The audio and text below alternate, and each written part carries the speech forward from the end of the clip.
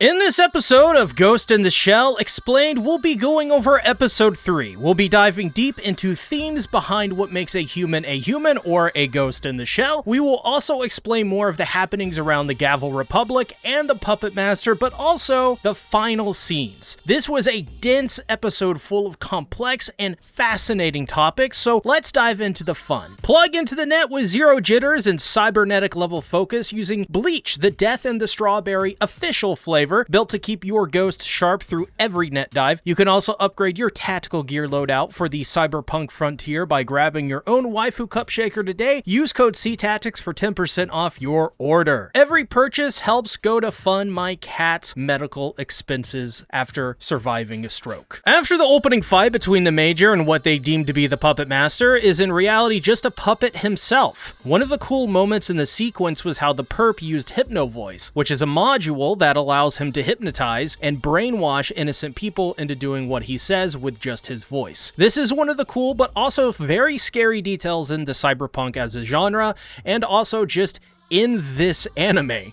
The idea that you can be tampered with and never even know. That your own brain can be hacked into and you can be controlled just by the voice of someone else. It's a major theme of this episode as well, trying to define what a human really has control over and what defines a human being altogether when it can be hacked or manipulated. As it so turns out, the Major had used a ghost key so that when Togusa arrived on the scene that he wouldn't kill the perp, as they needed the information from him. I found the philosophical conversation these two had to be really insightful and fascinating. Basically, it comes down to Togusa feeling that by killing him now, it would stop his buddies from enacting revenge and indiscriminately killing people to get him freed.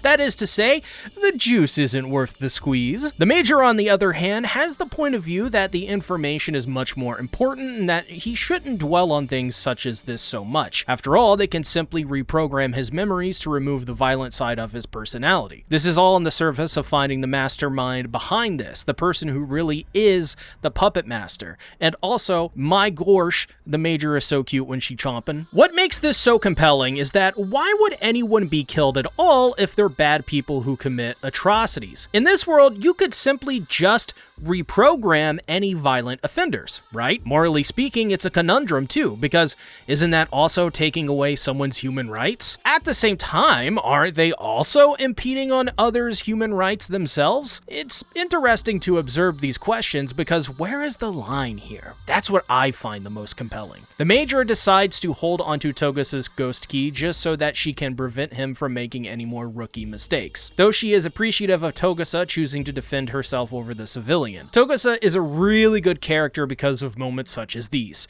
He's very much a rookie through and through, but he has these heartfelt moments where he is trying to do the right thing at all times, even if it is naive. This is an example of the connection the Major has to Section 9 and her Shell Squad. She cares about them as people and not just teammates that can be changed at will. This fits with the Major's framing of someone who has her own ideals and goals in doing this job. She genuinely wants to make the world a better place, and to do that, she needs to trust her team completely while also being honest with them and striking a balance. Yes, Togusa feels like the Major made a mistake here by not killing the perp, but the Major has her own reasons that Togusa can't fully grasp in the grand scheme. He sees the here and the now, while the Major sees a much wider picture, which is what makes her the Major to begin with. She's not just a gremlin with 2 girlfriends, she's the freaking Major. After the events of episode 2, Aramaki has all he needs to go into the meeting between Colonel Mouse and the Puppet Master to shut down their illegal meeting. Before this, we get a humorous moment where Bato teases the Major for having multiple girlfriends. I keep bringing this up, I don't know why. Which, like, I don't know about you, but I think I'm a little jealous, and according to the sources out there, the reason the Major has girlfriends is because the author of the original manga didn't know how to draw naked men, which, if this is true,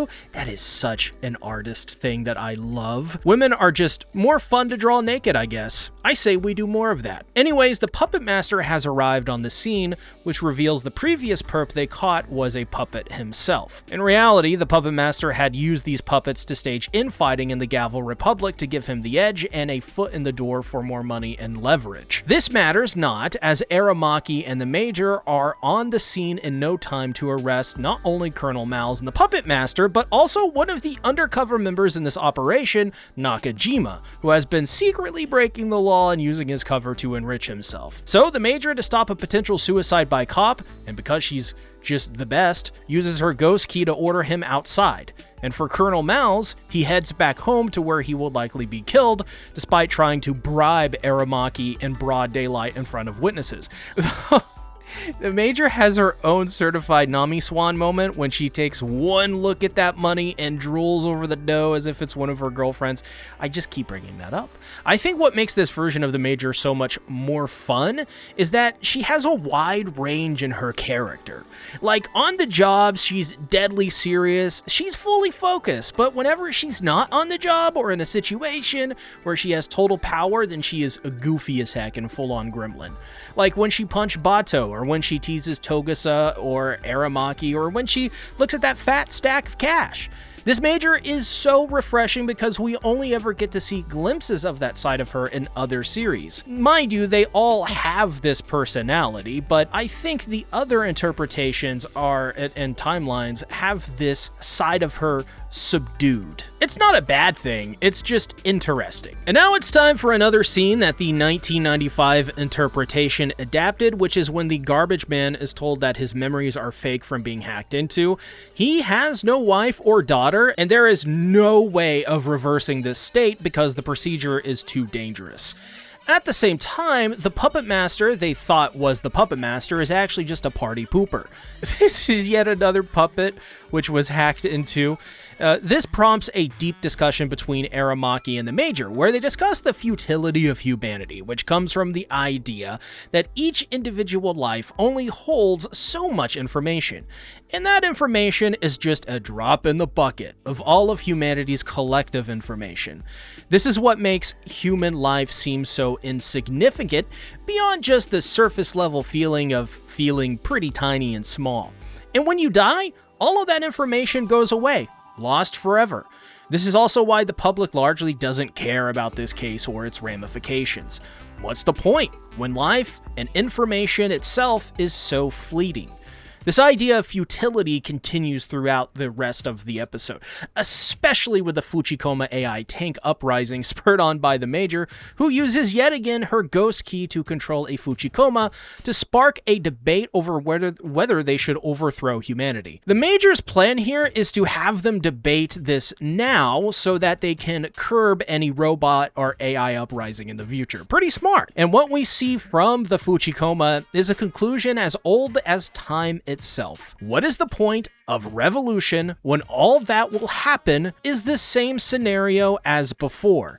It's the timeless sayings. Meet the new boss, same as the old boss, the king is dead, long live the king. Even with AI robots, the dilemma that is shackled to humanity is too shackled to all forms of sentient life, even those created. Fuchikoma then goes with Bato to help him clean up the training grounds, which leads to a conversation about really all forms of life, but especially AI robots and having rights and what those mean. The conversation is highly nuanced, but interesting to see the perspective clash of a sentient, naturally born life form created through evolution and that which is created by evolved life forms. Bato suggests that while they do have rights, that it is also true that people are starving around the world and being murdered. Really, rights only matter if you have life to begin with. The Fuchikoma, in response, comments on how imperfect the human world is and asks Bato if this is why humanity creates robots and AI to help them shore up humanity. But Bato says that if there is a god, he wants a do-over with all of the knowledge of this life. That religion is simply a subjective viewpoint on what the meaning of life really is. Is it a purity test to see how pure their souls are?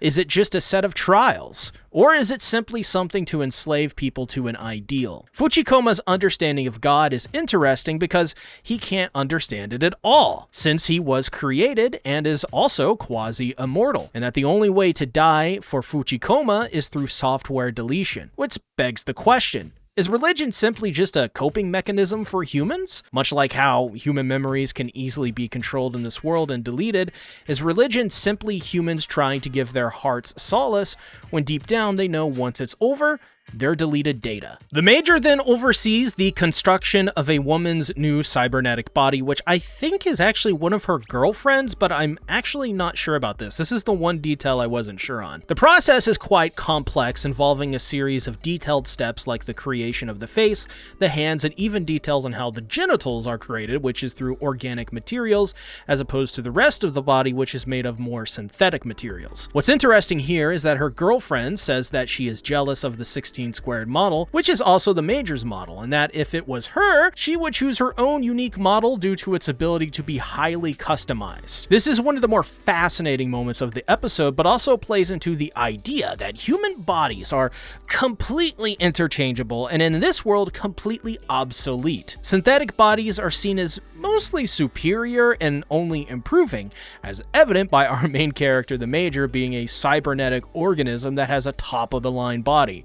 And amen at that, brother. It is then revealed that in the months prior that 18 bodies were stolen from a hospital ward and have yet to be found, meaning that there are highly sought after and that there are 16 squared models just like the Major out there. 32 hours later, after intense staring from a guard robot, I loved this, the dub was really good. The woman's body is officially done, which prompts the Major's girlfriend to quiver with excitement and lap at the air like a dog. My god, this woman is hornier than even the Major, which explains so much about the Major somehow. I just think this woman's an absolute dumb, and I don't hate that because she's got some cute girlfriends.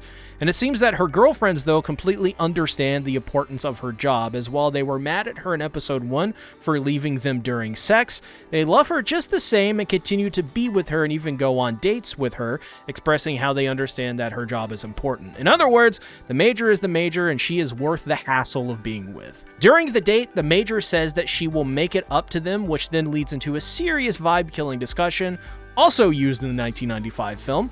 What is a human being? The Major expresses a worry she has that the real her died on the operation table and that her persona is simulated and made of a brain and a prosthetic body.